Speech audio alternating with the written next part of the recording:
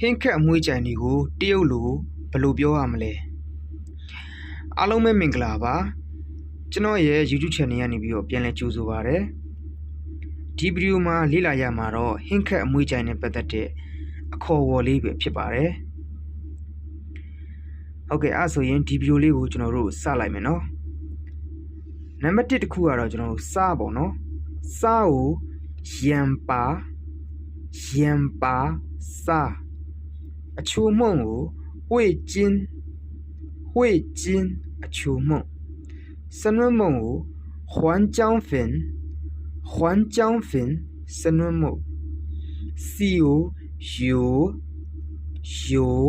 စီပေါ့နော်ရှာလကရီကို粗တချို့ကပိုက်粗လို့လည်းခေါ်တယ်ပေါ့နော်ငံပြာရီကိုကြံ့ရိုငံပြာရီခန်းကျင်ဒီစောကို番茄酱ခန်းကျင်ဒီစောမဆလာကို咖喱粉မဆလာငရုတ်ကောင်းကို胡椒粉ငရုတ်ကောင်းကြက်သားမုန့်ကိုကြီးကျင်းကြက်သားမုန့်ငရုတ်သီးမုန့်ကို辣椒粉ငရုတ်သီးမုန့်နောက်တစ်ခုကငရုတ်သီးစော့ပေါ့နော်ငရုတ်စီပေါ့နော်အဲ့ဒါကို辣椒酱ငပိကို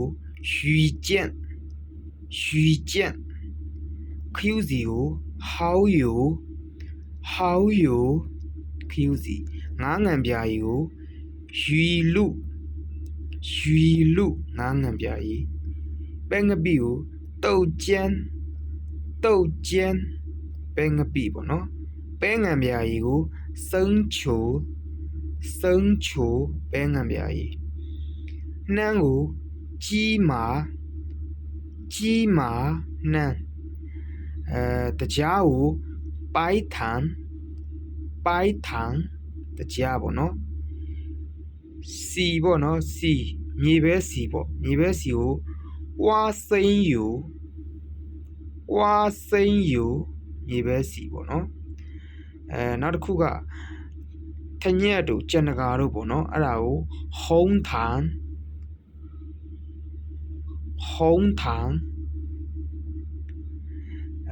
နောက်ဆုံးတစ်ခုကတော့ဟင်းခက်အမွှေးကြိုင်ပေါ့နော်ဟင်းခက်အမွှေးကြိုင်ကိုတရုတ်လို调料ဟင်းခက်အမွှေးကြိုင်ပေါ့နော်โอเคကျွန်တော်အားလုံးကိုနောက်တစ်ခေါက်စီကျွန်တော်ပြန်ပြီးတော့ဆိုပြပါမယ်နော်盐巴沙味精အချိုမှုန့်环浆粉စနွန်းမှုန့်油စီ粗ရှာလကရီကြံ့ရိုငါပဲငံပြာရီ番茄酱ခန်းကျင်ဒီစော့咖喱粉မဆလာ胡椒粉ငရုတ်ကောင်းကြီးကျင်းကြက်သားမှုန့်辣椒粉ငရုတ်သီးမှုန့်辣椒酱ငရုတ်သီးစော့ငရုတ်သီးစီရွှီကြံ့ငပိဟောင်းယိုခရူးစီရွှီလူငါးငံပြာရီတုတ်ကျန်းပဲငပိစုံချိုပဲငံပြာရီကြီးမာနှမ်းပိုက်ထန်တကြားဝါစိမ်းယိုမြေပဲစီဟုံးထန်ထညက်ကြံတကာပေါ့နော်调料ဟင်းခက်အမွှေးကြိုင်โอเคအဲ့လောက်ဆိုရင်ချစ်တဲ့ငယ်ချင်းတို့သဘောပေါက်နားလည်လိမ့်မယ်ကျွန်တော်မျှော်လင့်ပါတယ်ကျွန်တော်ရဲ့ YouTube channel လေးကို subscribe မလုပ်ရသေးရင် subscribe လေးနှိပ်ပြီးတော့တငယ်ချင်းတွေကိုလည်း share ပေးလို့ရပါတယ်အားလုံးကိုကျေးဇူးအများကြီးတင်ပါတယ်